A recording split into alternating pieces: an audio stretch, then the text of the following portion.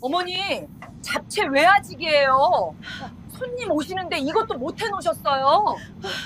새벽 5시부터 전 부치고 있었습니다. 며느리는 점심 다 돼서야 일어났고요. 저희 사돈어른 모시고 저녁 먹고 올게요. 어머니는 음식마저 하고 계세요. 그날 저녁 전을 부치다가 문자가 왔습니다. 명성한우 강남점 120만 원 결제. 제가 급할 때 쓰라고 준 생활비 카드였어요. 사진이 따라왔습니다. 고급 한우집 개인룸에서 웃고 있는 아들 며느리와 사돈 내외. 테이블 위에는 최고급 한우 특선 코스가 가득했어요. 내 카드로 내가 전 부치는 동안 저들은 120만 원짜리 한우 파티를 즐기고 있었습니다. 30년을 키운 아들입니다. 대학 등록금, 결혼자금 2억, 전세자금까지. 아들이 폐렴으로 죽어갈 때는 피까지 팔아서 병원비를 마련했어요. 그런데 돌아온 건 명절마다 가정부 취급, 제 돈으로 호강하면서 은혜인 양구는 며느리였습니다. 그런데 그날 저는 며느리의 전화 통화를 우연히 듣게 됐습니다. 시어머니요? 요양원 알아보고 있어요. 치매 초기라고 하면 되잖아요. 저를 치매 환자로 몰아서 요양원에 쳐넣고 이 집을 팔아 친정 빚3억을 갚으려는 계획이었습니다. 그날 밤 저는 조용히 짐을 쌌습니다. 그리고 아들에게 문자 하나만 남겼어요. 다음 날 아침 99통의 전화가 미친 듯이 울려댔습니다. 대체 무슨 문자를 보낸 걸까요? 그리고 며느리의 최후는 어떻게 됐을까요? 30년 호구 엄마의 가장 조용하고 처절한 복수. 오늘은 70세 어머니가 명절 내내 혼자 일하는 동안 며느리가 시어머니 카드로 120만 원짜리 한우 파티를 즐기다가 결국 모든 걸 잃게 된 사연입니다. 자식한테 모든 걸 바쳤는데 돌아온 게 배신이라면 여러분은 어떻게 하시겠어요? 영상 끝까지 함께 해주세요. 설 연휴 첫날 새벽 5시, 저는 차가운 부엌 바닥에 서 있었습니다. 창밖은 아직 깜깜했어요. 입김이 나올 정도로 쌀쌀한 부엌에서 저는 앞치마를 두르고 도마 위에 재료들을 올려놓았습니다. 오늘 해야 할 일이 산더미처럼 쌓여 있었거든요. 전 부치고 잡채 만들고 갈비찜에 나물까지. 생각만 해도 한숨이 나왔지만 손을 놀릴 수는 없었습니다. 프라이팬에 기름을 두르고 동그랑땡을 올리자 지글지글 소리가 났어요. 기름 냄새가 온 집안에 퍼지는 동안 아들 내외의 방에서는 코 고는 소리가 들려왔습니다. 저는 그 소리를 들으며 묵묵히 전을 뒤집었어요. 점심이 다 되어서야 며느리 수진이가 방에서 나왔습니다. 수진이는 잠이 덜 깬 얼굴로 부엌에 들어오더니 냄비 뚜껑을 열어보며 물었어요. 어머니, 잡채는요? 저는 전 뒤집던 손을 멈추고 대답했습니다. 아직 못했어. 전 부치느라. 그러자 수진이가 한숨을 푹 내쉬며 말했어요. 휴, 손님 오시는데 이것도 못 해놓으셨어요? 어머니 진짜. 가슴이 뜨끔했습니다. 새벽 5시부터 일어나서 혼자 전을 부치고 있었는데 점심 다 돼서 일어난 며느리한테 핀잔을 듣다니요. 하지만 저는 아무 말도 하지 않았습니다. 며느리한테 괜히 말대꾸했다가 분위기 험해지면 명절 내내 불편하니까요. 저녁 무렵이었습니다. 수진이가 거실에서 전화 통화를 하고 있었어요. 저는 부엌에서 설거지를 하고 있었는데 수진이 목소리가 들려왔습니다. 엄마, 이번 달에도 300 보낼게. 조금만 더 버텨. 응, 알았어. 300이라면 300만 원이겠죠. 매달 친정에 그렇게 큰 돈을 보내나 싶어서 귀가 쫑긋해졌습니다. 하지만 며느리 집안일에 참견할 수는 없으니 모른 척했어요. 그래도 뭔가 깨름칙한 기분이 들었습니다. 다음 날 아침 아들 현수가 거실로 나오며 말했습니다. 엄마, 오늘 우리 사돈어른 댁에 인사드리러 갔다가 저녁에 올게. 저는 그냥 고개를 끄덕였어요. 사흘째 새벽부터 밤까지 혼자 음식 준비하느라 지쳐 있었거든요. 솔직히 나도 어디 데려가서 밥 한 끼 사줬으면 좋겠다는 생각이 들었지만 입 밖으로 꺼내지는 않았습니다. 그런데 수진이가 나가면서 말했어요. 어머니는 음식 마저 하고 계세요. 손님 오시잖아요. 저는 아무 말도 하지 못했습니다. 사흘 동안 전 부치고 갈비찜 만들고 대청소까지 혼자 다 했는데 나가면서 하는 말이 음식이나 하고 있으라니요. 그래, 알았다. 잘 다녀와. 저는 그렇게 대답하고 다시 부엌으로 들어갔습니다. 설 연휴 사흘 동안 저는 새벽 5시부터 밤 11시까지 일했습니다. 전 부치고 갈비찜 만들고 나물 무치고 집안 대청소까지 혼자서 다 했어요. 허리가 끊어질 것 같았지만 쉴 수가 없었습니다. 둘째 날 오후였어요. 전을 부치다가 휴대폰에 문자가 왔습니다. 명성한우 강남점 120만 원 결제 완료. 저는 눈을 비비고 다시 봤습니다. 분명히 제 이름으로 된 카드였어요. 결혼 초에 수진이한테 준 생활비 카드였거든요. 급할 때 병원비나 장 볼 때 쓰라고 줬던 겁니다. 명성한우? 120만 원? 병원이라도 갔나 싶었어요. 아니면 급하게 장을 크게 봤나. 저는 일단 넘기기로 했습니다. 명절이니까 나중에 물어보자 싶었거든요. 저녁 무렵 아들 내외가 보낸 사진이 카톡으로 왔습니다. 사진을 열어본 순간 저는 숨이 멎는 것 같았어요. 고급 한우집 개인룸에서 환하게 웃고 있는 아들 며느리와 사돈 내외. 테이블 위에는 일뿔뿔 한우 특선 코스가 가득 차려져 있었습니다. 꽃등심, 채끝, 안심의 육회까지. 그제야 120만 원 결제가 이 한우집이었다는 걸 깨달았습니다. 손에 들고 있던 뒤집개가 바닥에 떨어졌어요. 내 카드로 내가 전 부치는 동안 저들은 120만 원짜리 한우 파티를 즐기고 있었던 겁니다. 눈앞이 캄캄해졌습니다. 다리에 힘이 풀려서 싱크대에 기대 앉았어요. 기름 냄새가 밴 앞치마를 내려다보니 눈물이 났습니다. 명절 마지막 날 밤이었습니다. 저는 손주들 선물이랍시고 현금 100만 원을 봉투에 넣어 건넸어요. 적은 돈은 아니었습니다. 제 한 달 생활비나 마찬가지였으니까요. 그런데 수진이가 봉투를 받아들고는 시큰둥하게 말했습니다. 요즘 물가에 이게 뭐 하겠어요. 그러고는 현수에게 눈짓하며 덧붙였어요. 우리 엄마는 200 주셨는데. 가슴에 못이 박히는 것 같았습니다. 저는 아무 말도 하지 못하고 화장실로 들어갔어요. 거울 속 제 얼굴을 봤습니다.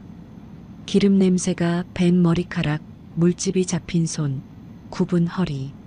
사흘 동안 새벽부터 밤까지 일한 흔적이 고스란히 남아 있었어요. 그런데 어젯밤 사진 속 아들 내외는 환하게 웃고 있었습니다. 내 카드로 한우 파티를 즐기면서요. 서러움이 북받쳐 올라왔습니다. 눈물이 뺨을 타고 흘러내렸어요. 다음 날 아침 아들 내외가 짐을 챙겨 나갔습니다. 현관에서 신발을 신던 수진이가 불쑥 말했어요. 어머니, 참, 이 집 명에 아직 어머니 앞으로 되어 있죠? 현수 앞으로 바꿔놓으셔야 나중에 세금 문제 안 생겨요. 저는 대답하지 못했습니다. 갑자기 왜 명예 얘기를 꺼내는 건지 이해가 안 됐거든요. 나중에 생각해 볼게. 제가 그렇게 말하자 수진이 얼굴이 살짝 굳어졌습니다. 하지만 금세 표정을 풀고 형식적으로 인사했어요. 네, 어머니. 다음에 또 뵐게요. 현관문이 닫히고 집이 조용해졌습니다. 텅 빈 거실에 혼자 남은 저는 식탁을 바라봤어요. 제가 사흘 동안 정성껏 만든 명절 음식들이 그대로 놓여 있었습니다. 아들 내외는 손도 안 댔어요. 그들은 내 음식 대신 내 카드로 한우를 먹었으니까요. 30년을 아들만 바라보며 살았습니다. 남편 없이 혼자 식당 일하며 아들 키웠어요. 대학 등록금, 결혼자금, 전세자금까지 제가 다 댔습니다. 그런데 돌아온 게 이겁니까? 명절마다 가정부 취급, 제 돈으로 호강하면서 은혜인 양구는 며느리, 아내 눈치만 보며 엄마 편 한 번 안 들어주는 아들. 저는 식탁 앞에 앉아 멍하니 천장을 바라봤습니다. 내 인생이 뭐였나? 30년이 뭐였나? 그때는 몰랐습니다. 이게 시작에 불과하다는 걸요. 명절이 끝나고 일주일이 지났습니다. 저는 여전히 그날의 충격에서 벗어나지 못하고 있었어요. 120만 원짜리 한우 사진이 자꾸 눈앞에 아른거렸습니다. 내 카드로 내가 전 부치는 동안 저들은 웃으며 고기를 구워 먹고 있었다는 사실이요. 그날 오후 같은 아파트에 사는 친구 정복순이가 집에 찾아왔습니다. 복순이는 저와 30년 지기예요. 이 아파트에 처음 이사 왔을 때부터 알고 지낸 사이죠. 서로 남편 먼저 보내고 홀로 자식 키운 처지라 누구보다 마음이 통하는 친구였습니다. 복순이가 현관문을 열자마자 말했어요. 순자야, 너 명절 때 혼자 고생한 거 다 봤어. 저는 거실로 복순이를 안내하며 대답했습니다. 뭘 봤어? 다들 그렇게 사는 거지. 복순이가 소파에 앉으며 눈을 부릅떴어요. 그렇게 살긴 뭘 그렇게 살아. 근데 너 알아? 내 며느리가 내 카드로 120만 원짜리 한우 먹은 거. 저는 가슴이 철렁 내려앉았습니다. 그걸 어떻게 해? 복순이가 한숨을 푹 쉬며 말했어요. 아파트 사람들 다 수군거려. 엘리베이터에서 내 며느리가 전화하는 거 들은 사람이 있대. 시어머니 카드로 한우집 결제했다고 자랑하더래. 자랑이라니요. 저는 할 말을 잃었습니다.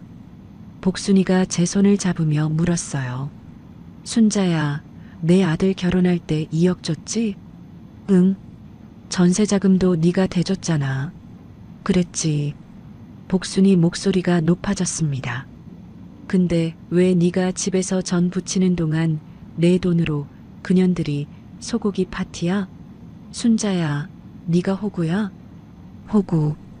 그 말이 가슴에 박혔습니다. 하지만 저는 고개를 저었어요. 그래도 내 새끼인데 어떡해. 복순이가 답답하다는 듯 말했습니다. 내 새끼면 다야? 그 새끼가 너한테 뭘 해줬는데? 명절 내내 엄마 혼자 일하게 두고 자기들은 한우 파티? 그것도 엄마 돈으로? 순자야, 정신 차려. 저는 아무 말도 하지 못했습니다. 복순이가 일어서며 말했어요. 나는 가볼게. 근데 순자야, 한 번만 더 생각해봐. 네가 저 집안에서 뭘로 보이는지, 가족인지 가정부인지. 현관문이 닫히고 저는 혼자 남았습니다. 복순이 말이 자꾸 맴돌았어요. 가족인지 가정부인지. 문득 통장이 생각났습니다. 서랍에서 통장을 꺼내 잔액을 확인했어요. 87만 원. 고작 87만 원이었습니다. 평생을 식당에서 일하며 모은 돈을 전부 아들한테 쏟아부었어요. 대학 등록금, 결혼자금 2억, 전세자금까지. 이제 남은 건 이 아파트 한 채뿐이었습니다. 그런데 그 아들은 내 돈으로 한우 파티를 즐기고 며느리는 내 100만 원을 우습게 여기고 있었어요. 눈물이 났습니다. 하지만 꾹 참았어요. 울어봤자 달라지는 건 없으니까요. 며칠 뒤 며느리 수진이한테서 전화가 왔습니다. 저는 반가운 마음에 얼른 전화를 받았어요. 며느리가 먼저 전화하는 일은 드물었거든요. 수진아, 무슨 일이야? 그런데 수진이 목소리는 차갑고 사무적이었습니다. 어머니, 저번에 말한 명의 이전 서류 좀 준비해 주세요. 현수가 바빠서 제가 처리할게요. 명의 이전. 또 그 얘기였습니다. 저는 조심스럽게 대답했어요. 명의 이전은 천천히 생각해 볼게. 순간 수진이 목소리가 싸늘해졌습니다. 어머니, 어차피 현수한테 갈 집이에요. 빨리 해두는 게 세금도 아끼고 좋아요. 왜 자꾸 미루세요? 압박하는 말투였어요. 저는 불쾌했지만 참고 말했습니다. 그리고 수진아, 그 카드 말인데. 카드요? 그 카드는 급할 때 쓰라고 준 건데 한우 집에서 120만 원이 결제됐던데. 잠시 침묵이 흘렀습니다. 그러더니 수진이가 되려 따지듯 말했어요. 아, 그거요? 사돈어른 모시고 식사했어요. 명절에 사돈 접대도 못하게 하실 거예요? 그것도 가족을 위한 건데. 저는 할 말을 잃었습니다. 내 카드로 120만 원을 쓰고도 당당하다니요. 그래도 미리 얘기를 해줬어야지. 어머니, 사소한 것 가지고 왜 그러세요?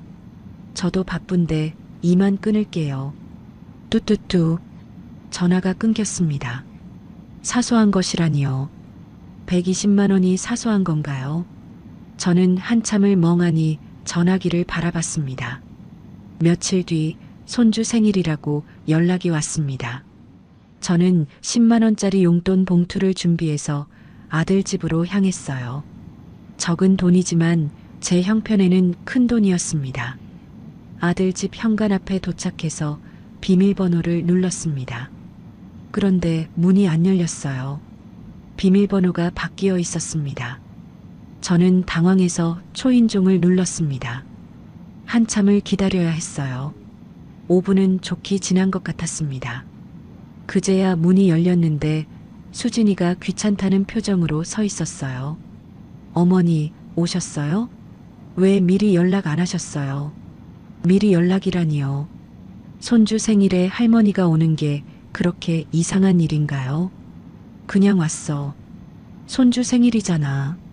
거실로 들어서는 순간 저는 발걸음을 멈췄습니다. 사돈 내외가 소파에 앉아 있었어요. 식탁에는 케이크와 선물들이 가득했습니다. 고급 백화점 쇼핑백들이 수북이 쌓여 있었어요.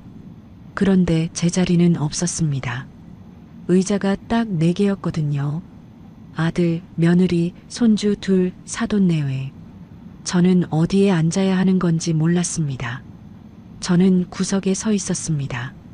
사돈 어머니가 손주에게 작은 상자를 건넸어요. 우리 손주 생일 축하해. 할머니가 금반지 해왔어. 금반지. 아마 100만 원은 넘을 거예요. 수진이가 환하게 웃으며 친정 어머니에게 안겼습니다. 역시 우리 엄마. 엄마 최고야. 저는 주머니 속 10만 원 봉투를 만졌습니다. 꺼내지 못했어요. 금반지 옆에 10만 원을 내밀 용기가 나지 않았습니다. 손주가 케이크 촛불을 끄고 다 같이 박수를 쳤습니다. 저도 박수를 쳤어요. 하지만 아무도 저를 쳐다보지 않았습니다. 어머니, 설거지 좀 도와주세요. 수진이가 저를 불렀습니다. 저는 부엌으로 갔어요. 싱크대에는 그릇들이 쌓여 있었습니다. 저는 고무장갑을 끼고 설거지를 시작했어요. 거실에서 웃음소리가 들려왔습니다.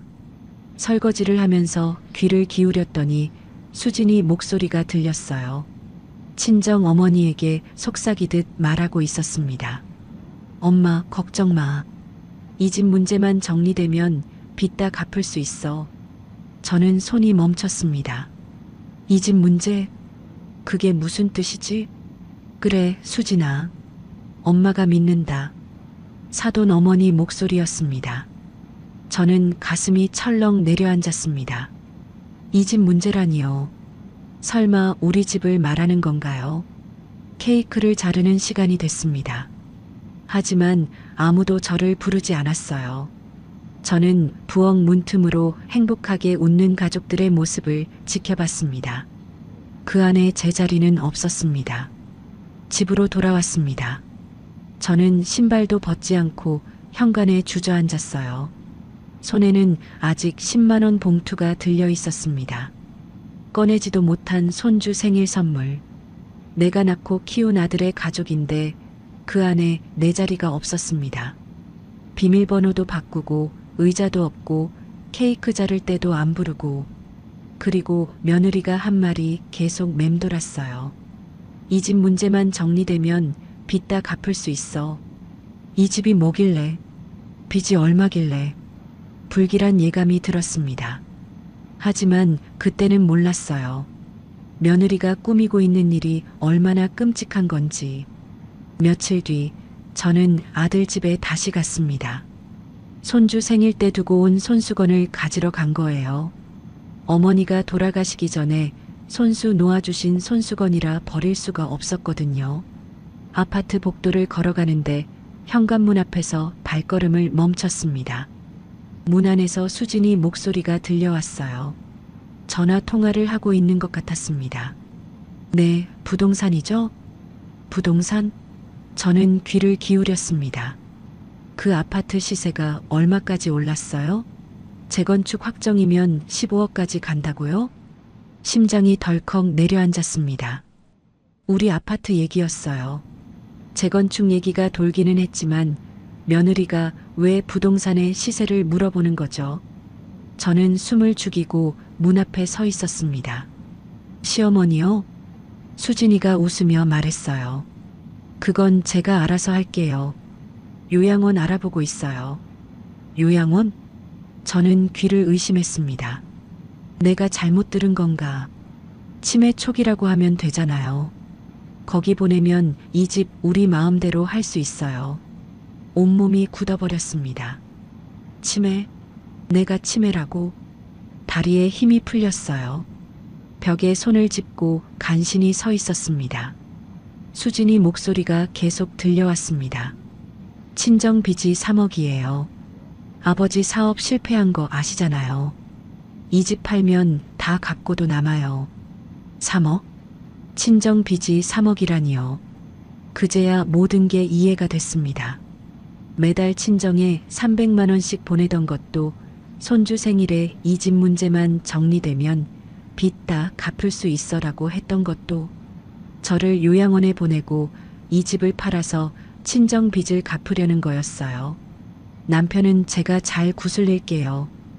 효도한다고 요양원 보내자고 하면 돼요. 수진이가 웃으며 말했습니다. 저는 눈앞이 캄캄해졌어요. 효도? 나를 요양원에 쳐넣는 게 효도야? 구슬린다고?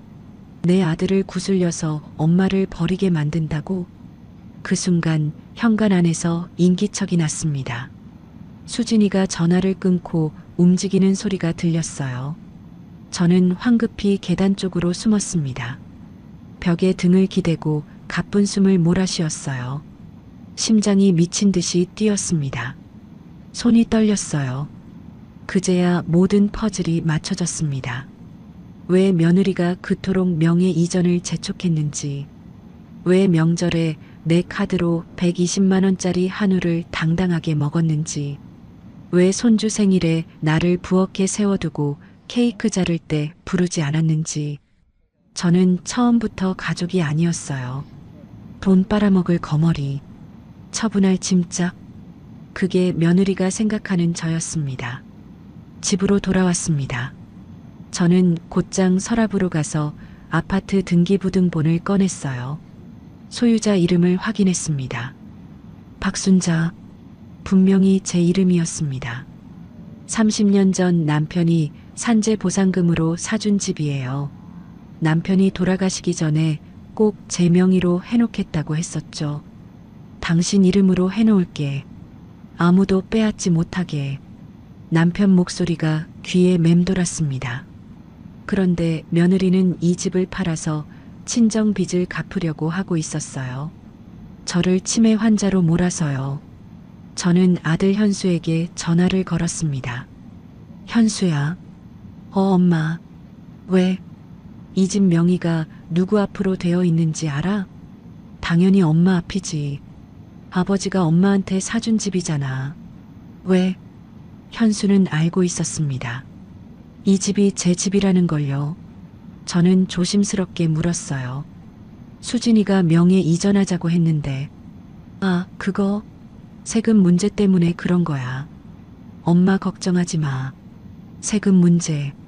현수는 아직도 그렇게 믿고 있었습니다. 저는 더 말하지 않았어요. 아들한테 며느리의 진짜 속셈을 말해봤자 믿지 않을 게 뻔했거든요. 마누라 편만 드는 아들이니까요. 그래, 알았어. 끊을게. 전화를 끊고 저는 한참을 멍하니 앉아 있었습니다. 밤이 되었습니다. 저는 잠을 이룰 수가 없었어요. 천장을 바라보며 며느리가 한 말을 계속 떠올렸습니다. 치매 초기라고 하면 되잖아요. 요양원 보내면 이 집 우리 마음대로 할 수 있어요. 남편은 제가 잘 구슬릴게요. 30년을 아들만 바라보며 살았습니다. 남편 없이 혼자 새벽마다 식당에 나가 일했어요. 허리가 끊어질 것 같아도 참았습니다. 아들 대학 보내려고요. 아들 결혼시키려고요. 피를 팔아 병원비를 마련했던 적도 있었어요. 현수가 5살 때 폐렴으로 죽어가고 있었거든요. 돈이 없어서 혈액원에 갔습니다. 피를 뽑고 받은 돈으로 병원비를 냈어요. 그런데 돌아온 게 이겁니까? 치매 환자로 몰아서 요양원에 쳐넣고 내 집을 팔아서 친정 빚을 갚겠다고 분노가 치밀어 올랐습니다. 하지만 동시에 너무 비참했어요. 내 인생이 뭐였나? 30년이 뭐였나? 눈물이 흘렀습니다. 하지만 소리내어 울지는 않았어요. 울어봤자 달라지는 건 없으니까요. 다음 날 아침 저는 결심했습니다. 증거를 잡아야 한다. 며느리가 한 말을 녹음해두지 않으면 아무도 믿지 않을 거예요. 아들도 법원도 미친 시어머니 헛소리라고 할 게 뻔했습니다. 저는 수진이가 다니는 문화센터를 알아냈어요. 매주 화요일 오전에 요가 수업이 있다는 걸 알고 있었거든요. 전에 수진이가 자랑하듯 얘기한 적이 있었습니다. 문화센터 근처 카페에서 기다렸습니다.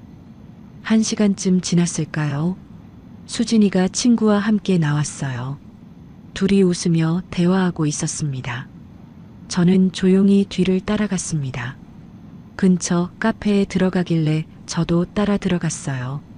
수진이는 저를 알아보지 못했습니다. 저는 모자를 푹 눌러쓰고 구석 자리에 앉았거든요. 휴대폰 녹음 버튼을 눌렀습니다.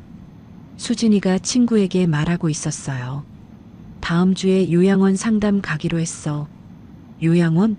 시어머니? 응. 치매 초기라고 하면 돼. 남편한테는 어머니 건강이 안 좋아서 전문 시설에 모시는 게 좋겠다고 하면 되고, 친구가 물었습니다. 근데 시어머니가 진짜 치매야? 수진이가 웃으며 대답했어요. 아니, 멀쩡해. 근데 뭐 어때? 서류만 잘 꾸미면 돼. 저는 두 손이 떨렸습니다. 멀쩡한 사람을 치매 환자로 만들겠다고? 그 아파트 팔면 친정 빚 다 갚고도 남아. 15억이래. 재건축 대박이지. 수진이가 신나서 말했습니다. 시어머니 명의잖아. 어떻게 팔아? 명예 이전 받으면 되지. 아니면 요양원 보내고 후견인 신청하면 돼. 방법은 많아. 저는 이를 악물었습니다. 분노로 온몸이 떨렸어요. 휴대폰을 쥔 손에 힘이 들어갔습니다. 남편은 뭐래? 걔는 내가 잘 구슬리면 돼. 엄마 건강 생각해서 그런다고 하면 넘어가. 마마보이거든. 마마보이. 수진이가 내 아들을 마마보이라고 비웃었습니다. 저는 녹음을 멈추고 카페를 나왔어요. 밖으로 나오자마자 벽에 기대섰습니다. 다리에 힘이 풀렸어요. 휴대폰을 꺼내 녹음 파일을 확인했습니다. 5분 32초. 수진이가 한 말이 다 담겨 있었어요. 이제 증거가 생겼습니다. 저는 하늘을 올려다봤어요. 30년을 아들만 바라보며 살았는데 며느리한테 치매 환자로 몰려 요양원에 버려질 뻔했습니다. 하지만 이제 달라질 거예요. 저도 가만히 당하고만 있지는 않을 겁니다. 집으로 돌아온 저는 결심했습니다. 이 집을 떠나야겠다고요.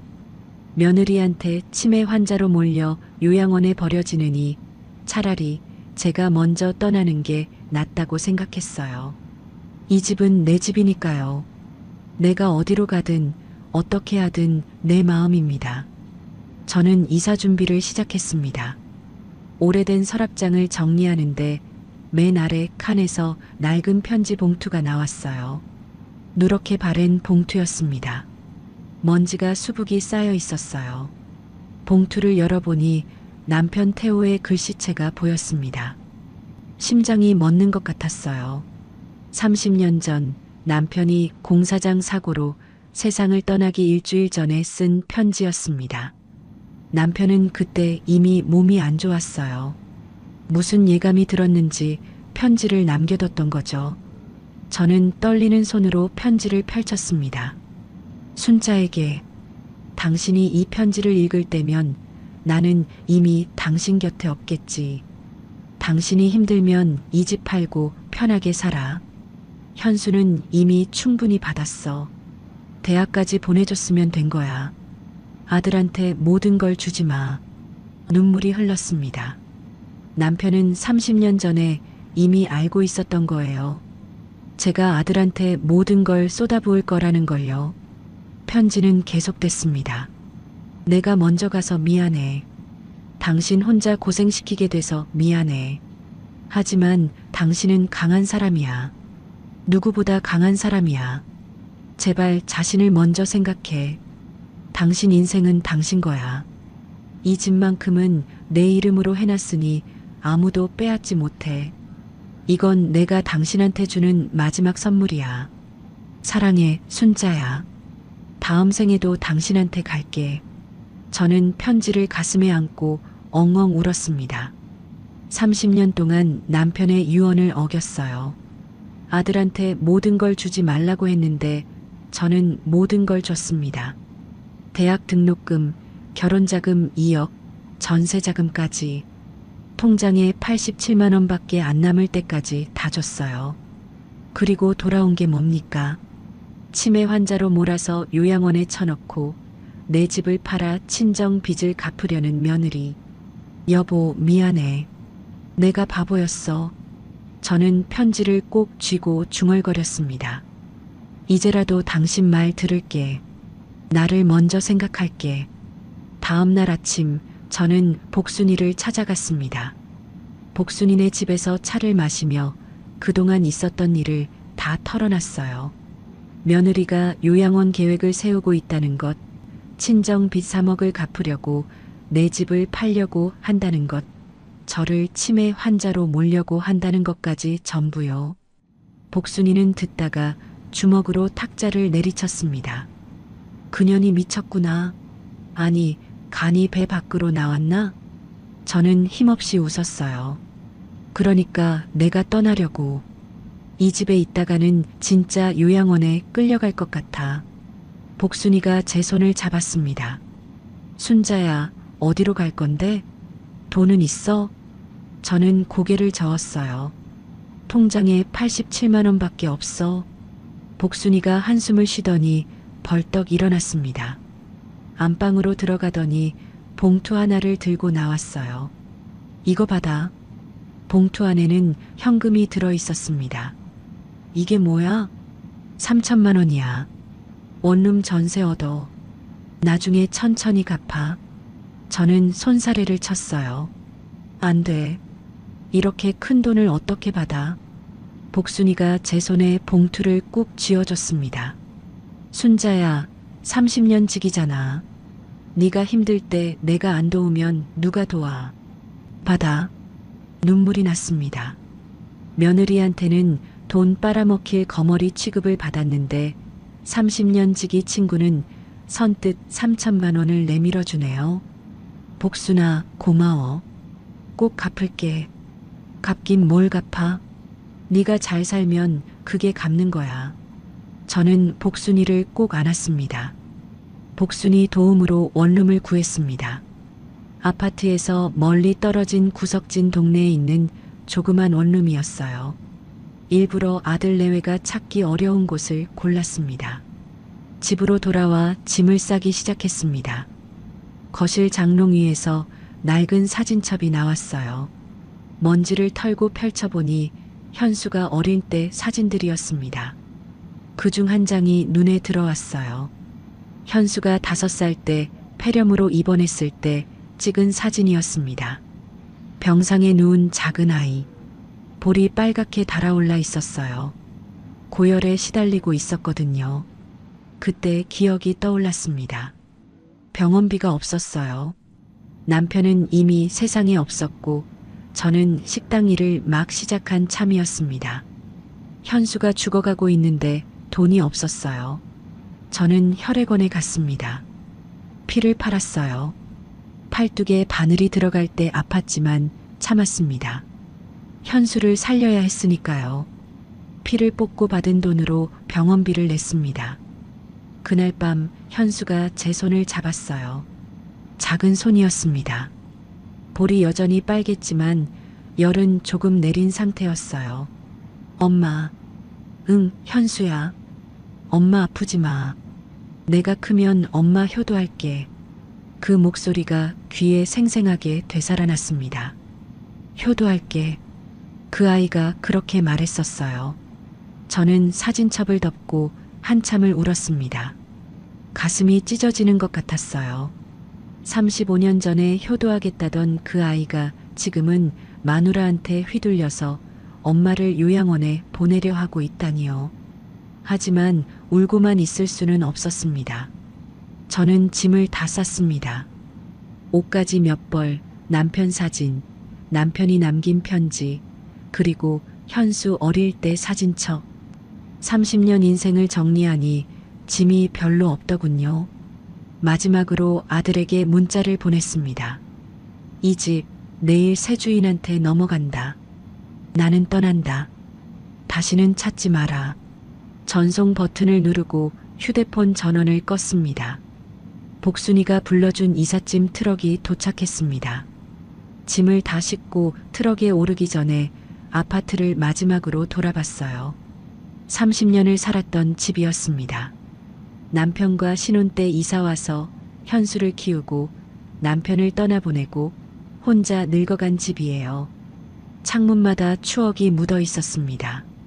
잘 있어. 저는 작게 인사하고 트럭에 올랐습니다. 원룸에 도착했을 때는 해가 지고 있었어요. 작은 방이었습니다. 화장실이랑 부엌이 붙어 있는 원룸. 30년 살던 아파트에 비하면 초라했어요. 하지만 여기는 내 공간이었습니다. 아무도 저를 치매 환자로 모는 사람이 없는 곳이요. 복순이가 짐 정리를 도와줬습니다. 순자야, 오늘은 푹 쉬어. 내일 와서 또 도와줄게. 고마워, 복순아. 복순이가 돌아가고 저는 혼자 남았습니다. 밤이 깊었어요. 저는 침대에 누워 천장을 바라봤습니다. 문득 휴대폰이 생각났습니다. 전원을 끈 지 하루가 지났네요. 저는 휴대폰 전원을 켰습니다. 화면이 켜지자마자 알림이 미친 듯이 울려댔습니다. 부재중 전화 99통. 전부 아들 현수였습니다. 화면을 스크롤해보니 현수 이름이 끝없이 이어졌어요. 1시간에 10통씩 전화한 것 같았습니다. 문자도 수십 개가 와 있었어요. 엄마, 이게 무슨 소리야? 엄마, 전화 받아. 엄마, 제발 연락해. 엄마, 집이 어떻게 된 거야? 새 주인이 누구야? 엄마, 어디야?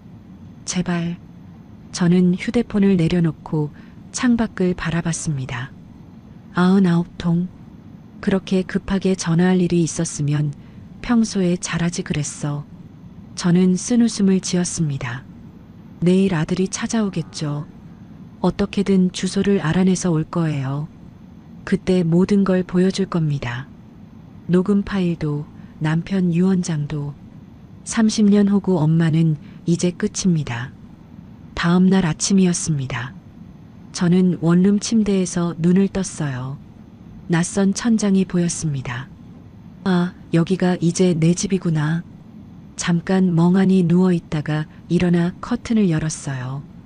그런데 창문 밖에 사람이 서 있었습니다. 현수였어요.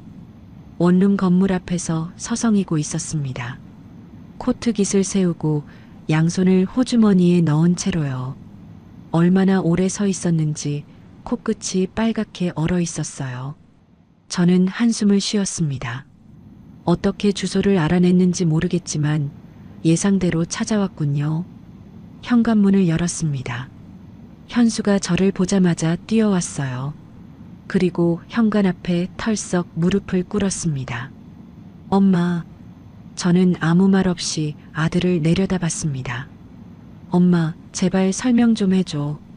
그 집 새 주인한테 넘긴다는 게 무슨 말이야? 엄마가 파는 거야? 현수 목소리가 떨리고 있었어요. 눈이 충혈되어 있었습니다. 밤새 잠을 못 잔 것 같았어요. 저는 차갑게 대답했습니다. 그래. 내가 팔든 말든 내 맘이지. 내 집이니까. 엄마, 갑자기 왜 이래? 현수가 일어서며 물었어요. 수진이가 명예 이전 얘기해서 기분 나쁜 거야? 그건 세금 때문에 그런 거야. 엄마한테 나쁜 마음이 있어서 그런 게 아니라고. 저는 피식 웃었습니다. 세금? 세금 때문이라고? 응, 엄마. 나중에 상속 문제 복잡해지니까 미리 정리해 두자는 거야. 엄마 생각해서 그런 거라고. 저는 주머니에서 휴대폰을 꺼냈습니다. 그래. 그럼 이것 좀 들어봐. 녹음 파일을 재생했습니다. 수진이 목소리가 흘러나왔어요. 시어머니요? 그건 제가 알아서 할게요. 요양원 알아보고 있어요. 치매 초기라고 하면 되잖아요. 거기 보내면 이 집 우리 마음대로 할 수 있어요. 현수 얼굴이 새하얗게 질렸습니다. 녹음은 계속됐어요. 친정 빚이 3억이에요. 아버지 사업 실패한 거 아시잖아요. 이 집 팔면 다 갖고도 남아요. 남편은 제가 잘 구슬릴게요. 효도한다고 요양원 보내자고 하면 돼요. 현수가 벽에 기대 앉았습니다. 다리에 힘이 풀린 것 같았어요. 이게 뭐야? 저는 휴대폰을 끄고 말했습니다. 내 마누라가 나를 치매 환자로 만들어서 요양원에 쳐넣고 이 집 팔아서 친정 빚 갚으려고 했어. 엄마, 근데 그 집은 내 집이야. 내 아버지가 돌아가시기 전에 내 이름으로 해놓은 내 집이라고. 저는 서랍에서 남편의 편지를 꺼내 현수에게 내밀었습니다. 읽어봐. 내 아버지가 남긴 유언이야. 현수가 떨리는 손으로 편지를 받아들었어요. 읽는 동안 현수 눈에서 눈물이 흘렀습니다. 아버지가 이런 걸 남겼어? 응. 아들한테 모든 걸 주지 말라고 했어. 이 집만큼은 내 이름으로 해놨으니 아무도 못 빼앗는다고. 현수가 고개를 떨궜습니다. 엄마, 나 정말 몰랐어. 수진이가 그런 계획을 세우고 있는 줄. 저는 참았던 말을 쏟아냈습니다. 몰랐다고? 알았으면 달랐겠냐? 엄마, 명절 때 나 혼자 전 부치는 동안 너희는 뭐 했어? 내 카드로 120만 원짜리 한우 먹었잖아. 내가 급할 때 쓰라고 준 생활비 카드로. 현수가 고개를 들지 못했습니다. 저는 계속 말했어요. 손주 생일에 나를 부엌에 세워두고 케이크 자를 때 부르지도 않았잖아. 사돈한테는 금반지에 비행기 표면서 나한테는 뭐 잡채 타령이나 하고 100만 원 줬더니 요즘 물가에 이게 뭐 하겠냐고 했잖아. 우리 엄마는 200 주셨다면서. 목소리가 떨렸습니다. 30년 동안 참았던 서러움이 터져나오고 있었어요.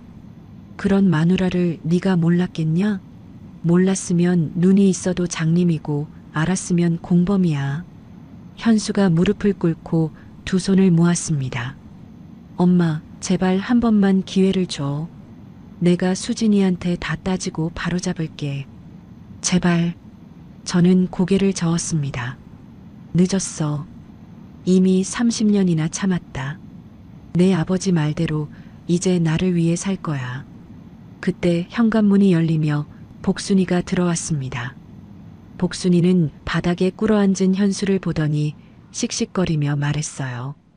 현수야, 네가 이렇게 클 때까지 내 엄마가 얼마나 고생했는지 알아? 아줌마, 너 5살 때 폐렴 걸려서 죽어가던 거 기억나? 병원비가 없어서 내 엄마가 뭘 했는지 알아? 현수가 고개를 들었습니다. 복순이가 소리쳤어요. 피를 팔았어.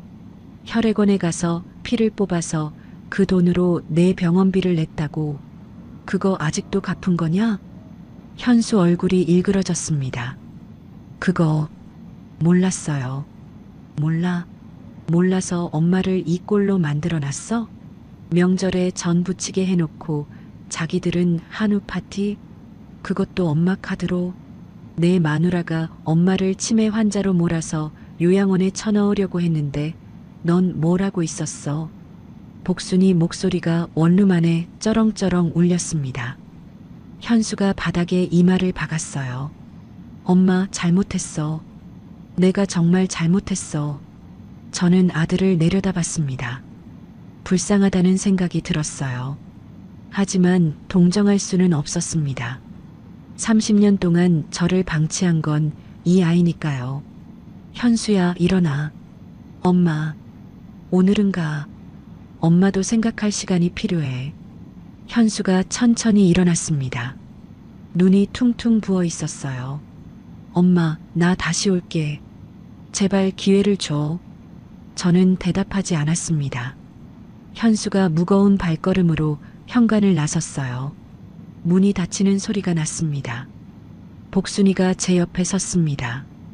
순자야, 잘했어. 그래도 한 번은 얘기해야지. 저는 고개를 끄덕였습니다. 고마워, 복순아. 네가 와줘서 힘이 났어. 뭘? 30년 지기가 이럴 때 써먹는 거지. 복순이가 웃으며 제 등을 토닥였습니다. 복순이가 돌아가고 저는 혼자 남았습니다. 창가에 서서 밖을 바라봤어요. 현수가 아파트 단지를 빠져나가는 모습이 보였습니다. 어깨가 축 처져 있었어요. 저는 남편의 편지를 가슴에 안았습니다. 여보, 나 오늘 다 말했어. 30년 동안 참았던 거 다 쏟아냈어. 눈물이 흘렀습니다. 하지만 슬픈 눈물이 아니었어요. 비로소 30년 만에 내 인생을 되찾은 기분이었습니다. 이제 시작이에요. 일주일이 지났습니다. 저는 원룸에서 혼자 생활하고 있었어요. 작은 방이었지만 편했습니다. 아무도 저를 가정부 취급하지 않았고 치매 환자로 모는 사람도 없었으니까요.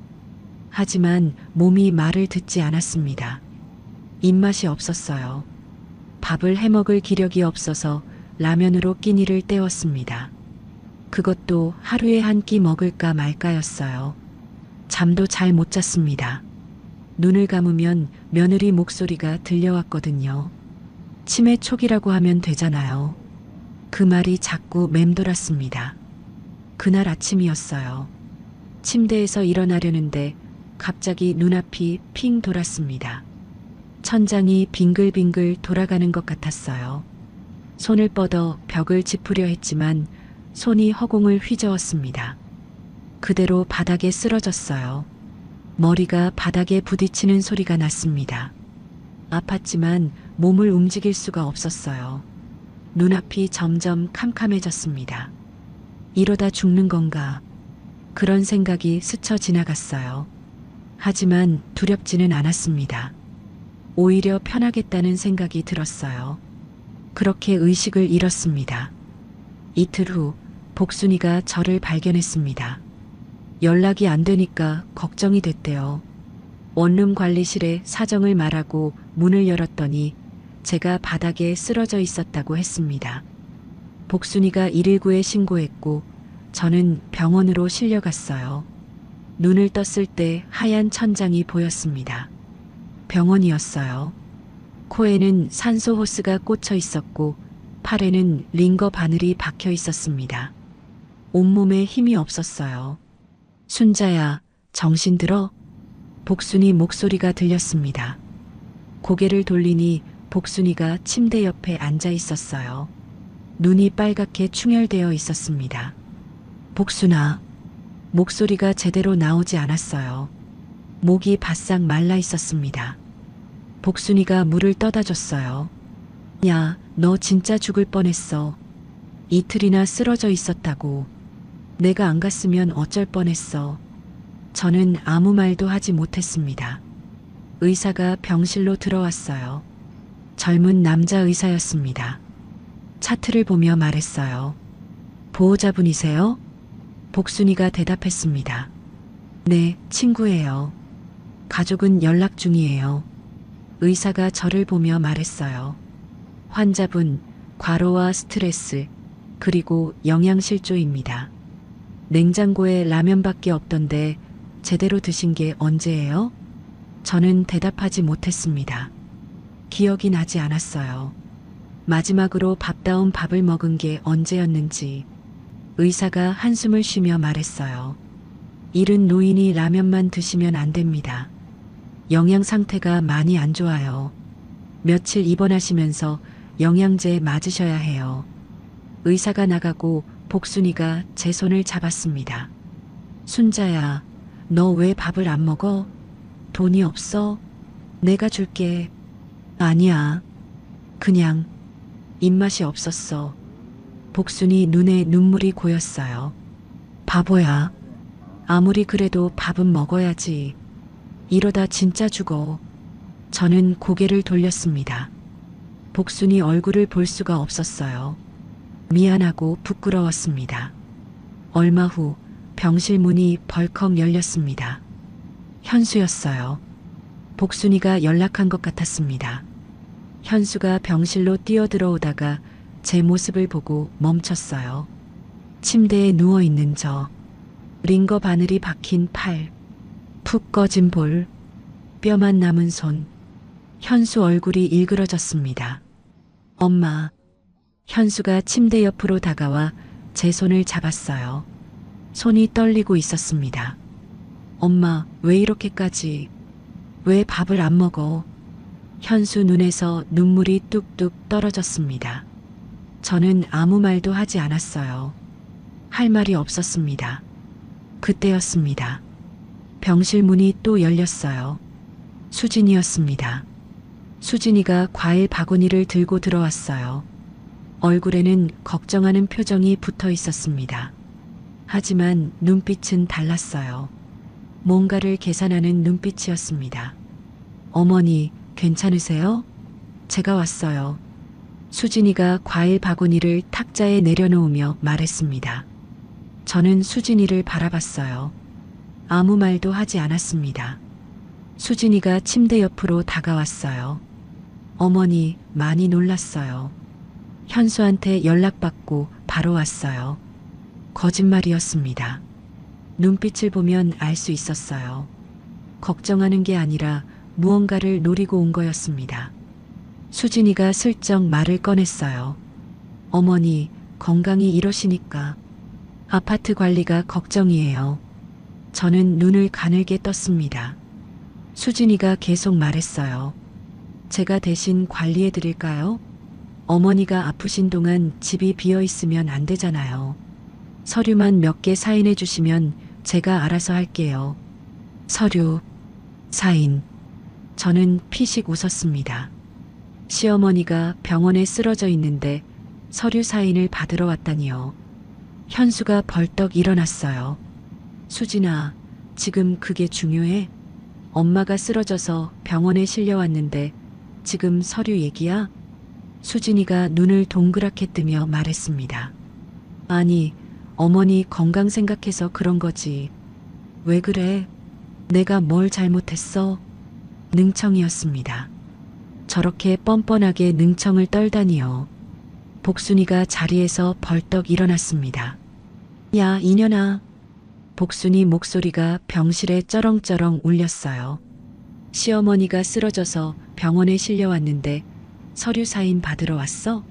내 속이 훤히 다 보여. 염치가 있으면 그런 말이 나와? 내 시어머니가 왜 쓰러진 줄 알아? 수진이 얼굴이 굳어졌습니다. 아줌마, 저한테 왜 그러세요? 저는 어머니 걱정돼서. 걱정은 개뿔. 네가 시어머니 치매 환자로 몰아서 요양원에 쳐넣으려고 한 거 다 다 알아. 그래서 이분이 스트레스 받아서 쓰러진 거야. 수진이 얼굴이 새하얗게 질렸습니다. 그게 무슨... 저는 침대에서 천천히 몸을 일으켰습니다. 수진아. 수진이가 저를 봤어요. 눈이 흔들리고 있었습니다. 내가 치매인 줄 알았지? 저는 또박또박 말했습니다. 내가 다 녹음해뒀어. 너 요양원 보내려던 거, 친정 빚 갚으려고 집 팔려던 거, 다. 수진이 얼굴이 새파랗게 변했습니다. 입술이 파르르 떨렸어요. 어머니, 그건... 시어머니가 병원에 쓰러져 있는데 서류 사인 받으러 왔어? 아직도 정신을 못 차렸구나. 저는 수진이를 똑바로 바라봤습니다. 그 서류 꿈에서도 받을 생각 마라. 내 집은 내가 죽어도 내 손에 안 넘어가. 수진이가 뒷걸음질 쳤습니다. 현수가 수진이를 노려보고 있었어요. 눈에 분노가 가득했습니다. 수진아, 나중에 얘기하자. 지금은 나가. 현수야, 나는. 나가. 현수가 소리쳤습니다. 수진이가 과일 바구니도 안 챙기고 병실을 뛰쳐나갔어요. 문이 쾅 닫히는 소리가 났습니다. 병실에 정적이 흘렀습니다. 현수가 제 앞에 무릎을 꿇었어요.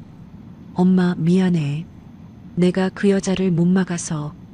저는 현수를 바라봤습니다. 현수야, 엄마는 괜찮아. 이제 네가 알았으니까. 현수 어깨가 들썩였습니다. 소리 없이 울고 있었어요. 복순이가 제 등을 토닥였습니다. 순자야, 이제 다 끝났어. 네가 이겼어. 저는 고개를 저었어요. 아직 안 끝났어. 전현이 저렇게 쉽게 포기할 리가 없어. 창밖을 바라봤습니다. 해가 지고 있었어요. 하지만 이상하게 마음이 편했습니다. 이제 진짜 끝을 볼 때가 됐어요. 수진이가 당황하며 말했습니다. 그건 오해예요. 어머니 걱정돼서 요양원 알아본 거지. 나쁜 뜻이 아니었어요. 저는 피식 웃었어요. 오해? 그래, 그럼 이것도 오해인지 들어봐. 저는 휴대폰을 꺼내 녹음 파일을 재생했습니다. 수진이 목소리가 병실에 울려 퍼졌어요. 시어머니 치매 초기라고 하면 돼요. 거기 보내면 이 집 우리 마음대로 할 수 있어요. 친정 빚이 3억이에요. 이 집 팔면 다 갚고도 남아요. 현수가 벌떡 일어났습니다. 얼굴이 새빨갛게 달아올라 있었어요. 눈에 핏줄이 섰습니다. 이게 무슨 소리야? 현수가 수진이를 노려봤어요. 친정 빚이 3억? 그래서 우리 엄마를 치매 환자로 만들려고 했어? 수진이가 뒷걸음질 쳤습니다. 현수야, 그건 당신도 알잖아. 우리 친정이 얼마나 힘든지. 아버지 사업 실패해서 빚더미에 앉았잖아. 나도 어쩔 수 없었어. 어쩔 수 없었다고? 저는 침대에서 몸을 일으켰습니다. 다리가 후들거렸지만 참았어요. 이 말은 꼭 해야 했습니다. 어쩔 수 없었다고? 명절 때 나한테 일만 시키고 내 카드로 120만 원짜리 한우 먹으러 간 것도 어쩔 수 없었냐? 수진이가 입을 열었지만 저는 말을 끊었어요. 내가 급할 때 쓰라고 준 생활비 카드야. 그 카드로 사돈 접대하고 나는 집에서 전 부치게 해놓고 그것도 어쩔 수 없었어? 어머니, 그건 손주 생일에 나를 부엌에 세워둔 것도 비밀번호 바꿔서 초인종 누르게 한 것도 케이크 자를 때 안 부른 것도 다 어쩔 수 없었냐고. 목소리가 떨렸습니다. 30년 동안 참았던 서러움이 터져나왔어요. 사돈한테는 금반지에 비행기 표면서 나한테는 뭐 잡채 왜 아직이냐고 핀잔이나 주고 100만 원 줬더니 우리 엄마는 200 줬다고 비꼬고. 수진이 얼굴이 일그러졌습니다. 그건 어머니가 너무 예민하신 거예요. 제가 언제 그렇게까지. 그러더니 수진이가 말을 바꿨어요. 그리고 그 아파트 어차피 나중에 현수한테 갈 거잖아요. 저는 귀를 의심했습니다. 뭐라고? 조금 빨리 정리하는 게 뭐가 나빠요? 어차피 상속받을 건데. 어머니가 살아계실 때 정리 하나 돌아가시고 정리 하나 똑같잖아요. 병실이 조용해졌습니다. 복순이가 전현이 진짜 라고 중얼거렸어요. 현수가 수진이에게 다가갔습니다. 얼굴이 창백했어요. 너 지금 무슨 소리 하는 거야? 엄마 살아계신데 엄마 집을 내 맘대로 해? 게다가 엄마를 치매 환자로 몰아서? 현수야, 내 말은 그게 아니라. 닥쳐. 현수가 소리쳤습니다. 저는 그런 현수를 처음 봤어요. 항상 마누라 눈치만 보던 아들이 처음으로 소리를 질렀습니다. 나 이혼할 거야. 더 이상 못 참아. 수진이 눈이 휘둥그레졌어요. 뭐? 현수야, 지금 뭐라고 했어? 이혼한다고. 더 이상 너랑 못 살아. 수진이가 현수 앞에 무릎을 꿇었습니다. 현수야, 잘못했어. 내가 정신이 없었어. 친정빚 때문에 너무 힘들었어. 제발 한 번만 용서해줘. 수진이가 울부짖었어요. 아이들 생각해서라도. 아이들한테 엄마 없으면 어떡해. 제발. 현수가 고개를 돌렸습니다. 너 때문에 우리 엄마가 쓰러졌어. 영양실조로. 냉장고에 라면밖에 없었대. 그런데 너는 병원에 와서 서류 사인 받으려고 했잖아. 그게 사람이야? 수진이가 말문이 막혔습니다. 저는 침대에서 천천히 내려왔어요. 복순이가 부축해줬습니다. 수진이 앞에 섰습니다. 수진이가 바닥에 엎드린 채 저를 올려다봤어요. 눈물이 줄줄 흐르고 있었습니다. 어머니, 제발이요. 잘못했어요. 한 번만 봐주세요. 저는 수진이를 내려다봤습니다. 밉다는 생각이 들었어요. 정말 밉더군요. 하지만 동시에 한심하기도 했습니다. 며느리야. 수진이가 저를 바라봤어요. 난 너를 용서 안 할 거야. 평생. 수진이 얼굴이 일그러졌습니다. 하지만 이혼은 현수가 결정할 일이지 내가 시킬 일은 아니다. 그건 너희 부부 문제야. 수진이 눈에 희망이 스쳤어요. 저는 단호하게 말했습니다. 대신 확실히 해둘게. 내 집은 한 푼도 내 손에 안 간다. 꿈에서도 생각하지 마라. 어머니, 나는 치매가 아니야. 멀쩡해. 그리고 그 집은 내 남편이 나한테 사준 내 집이야. 내가 죽을 때까지 내 거고 죽고 나서도 내 손에는 안 넘어가. 저는 수진이를 똑바로 바라봤어요. 이제 나가라. 다시는 내 앞에 나타나지 마. 수진이가 울면서 일어났습니다. 비틀거리며 병실 문으로 향했어요. 문을 열다가 한번 뒤돌아봤지만 저는 눈길도 주지 않았습니다. 문이 쾅 닫혔습니다. 병실에 정적이 흘렀어요. 현수가 제 앞에 무릎을 꿇었습니다. 엄마. 현수 목소리가 떨리고 있었어요. 내가 그동안 정말 못난 자식이었어. 마누라한테 휘둘려서 엄마를 이렇게 만들어 놓고. 현수가 바닥에 이마를 박았습니다. 명절 때 엄마 혼자 일하게 둔 것도, 카드로 한우 먹은 것도, 손주 생일 때 부엌에 세워둔 것도 다 내가 막았어야 했어. 근데 난 마누라 눈치만 봤어. 엄마한테 잘해야 하는데 못했어. 현수 어깨가 들썩였습니다. 소리 없이 울고 있었어요. 엄마, 미안해. 정말 미안해. 저는 한참 동안 아들을 내려다봤습니다. 밉기도 하고 안쓰럽기도 하고 복잡했어요. 하지만 결국 제가 낳은 자식이었습니다. 저는 몸을 낮춰 아들의 등을 쓸어내렸어요. 현수야, 일어나. 엄마, 이제 알면 됐어. 현수가 고개를 들었습니다. 눈이 벌겋게 부어 있었어요. 저는 아들의 얼굴을 두 손으로 감쌌습니다. 네가 잘못한 건 마누라 편만 든 거야. 엄마를 지켜주지 못한 거야. 그거 알면 됐어. 엄마, 5살 때 네가 그랬어. 엄마 아프지 마. 내가 크면 효도할게. 그 말 나 아직도 기억해. 현수 눈에서 눈물이 주르륵 흘렀습니다. 이제라도 그 약속 지켜. 늦었다고 생각하면 진짜 늦어. 저는 아들을 안아줬습니다. 작은 아이였을 때처럼, 폐렴으로 죽어가던 그때처럼 제 품에 안고 등을 토닥여줬어요. 현수가 제 품에서 엉엉 울었습니다. 복순이가 눈물을 훔치며 중얼거렸어요. 에휴, 이 바보 같은 것들. 저도 눈물이 났습니다. 하지만 슬픈 눈물은 아니었어요.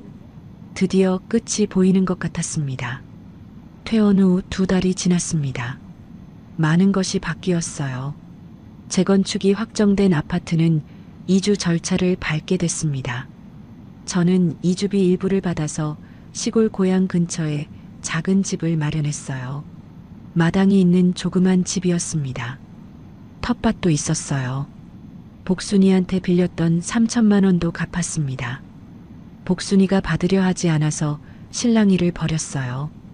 야, 이거 받아. 빚은 빚이야. 순자야, 그냥 가지고 있어. 나중에 또 필요할지 모르잖아. 아니야. 받아. 나 이제 괜찮아. 복순이가 결국 봉투를 받으며 웃었습니다. 야, 너 진짜 강해졌다. 원래 강했어. 잠깐 바보짓을 했을 뿐이지. 우리는 함께 웃었어요. 어느 날 복순이한테서 전화가 왔습니다. 순자야, 너 그 소식 들었어? 무슨 소식? 복순이가 신나서 말했어요. 그 수진이 말이야. 이혼 확정됐대. 저는 조용히 듣고 있었습니다. 현수가 이혼 소송 넣었는데 수진이가 양육권 포기 각서 쓰고 아이들 현수한테 맡겼대. 친정 빚 때문에 아이들 키울 형편이 안 됐나 봐. 양육권 포기. 수진이가 아이들까지 포기했다니요. 그리고 말이야, 그년 아파트 커뮤니티에서 완전 왕따래. 왕따? 응. 시어머니 치매몰이에서 요양원 보내려 했다고 소문 다 퍼졌어. 시어머니 카드로 120만 원 한우 먹은 것까지 다 알려졌대. 내 얘기 아는 사람들이 수군수군하니까 얼굴을 못 들고 다닌대. 저는 쓴웃음을 지었습니다. 친정도 빚 때문에 난리라더라. 결국 아무것도 못 건지고 친정으로 쫓겨갔대. 복순이가 통쾌하다는 듯이 말했어요. 쯧쯧, 인간이 그러면 안 되는 거야. 하늘이 무섭지도 않았나. 저는 창밖을 바라봤습니다. 수진이가 불쌍하다는 생각은 들지 않았어요. 자기가 심은 대로 거둔 거니까요. 어느 일요일 아침이었습니다. 마당에서 빨래를 널고 있는데 차 소리가 들렸어요. 고개를 들어보니 익숙한 차가 집 앞에 멈춰 섰습니다. 현수였어요. 차 문이 열리더니 작은 아이들이 뛰어내렸습니다. 손주들이었어요. 할머니, 손주들이 저를 향해 달려왔습니다. 저는 빨래 바구니를 내려놓고 두 팔을 벌렸어요. 어이구, 우리 강아지들. 손주들이 제 품에 안겼습니다. 따뜻했어요. 가슴이 뭉클해졌습니다. 현수가 뒤따라 들어오며 웃었어요. 엄마, 잘 지냈어? 그래, 잘 지냈다. 밥 먹었어? 아니, 엄마 밥 먹으러 왔지. 저는 웃으며 부엌으로 갔습니다. 점심을 차렸어요. 거창한 건 아니었습니다. 된장찌개에 계란말이, 나물 몇 가지. 하지만 정성껏 만들었어요. 밥상 앞에 둘러앉아 함께 밥을 먹었습니다. 손주들이 할머니 밥 맛있어 라며 밥을 퍼먹었어요. 저는 그 모습을 보며 웃었습니다. 이런 게 행복이구나. 진짜 행복. 식사를 마치고 현수가 조심스럽게 말을 꺼냈어요. 엄마, 재건축 끝나면 새 아파트 엄마 명의로 그대로 둘 거야. 절대 안 건드릴게. 저는 고개를 저었습니다. 아니다. 그 집은 네가 가져라. 엄마, 대신 약속해. 저는 아들의 손을 잡았습니다. 손주들 잘 키워라. 한 달에 한 번은 여기 와라. 그리고 다시는 여자한테 휘둘리지 마라. 그게 내가 원하는 전부야. 현수 눈에 눈물이 고였어요. 엄마, 내 아버지가 그랬어. 아들한테 모든 걸 주지 말라고. 근데 나는 바보같이 다 줬어. 이제라도 아버지 말 들으려고. 현수가 밥상 앞에서 엎드렸습니다. 엄마, 다시 태어나도 엄마 아들로 태어날게. 이번엔 진짜 효도할게. 제발. 저는 아들의 등을 쓸어내렸어요. 그래, 다음 생은 내가 골라 낳을 거야. 이번처럼 못난 놈 말고. 현수가 울음을 터뜨렸습니다. 저도 웃음이 나왔어요. 슬픈 웃음이 아니라 편안한 웃음이었습니다. 손주들이 신기한 듯 물었어요. 아빠 왜 울어? 아빠가 할머니한테 혼났어. 에이, 아빠 바보. 우리는 함께 웃었습니다. 저녁 무렵 현수와 손주들이 돌아갔습니다.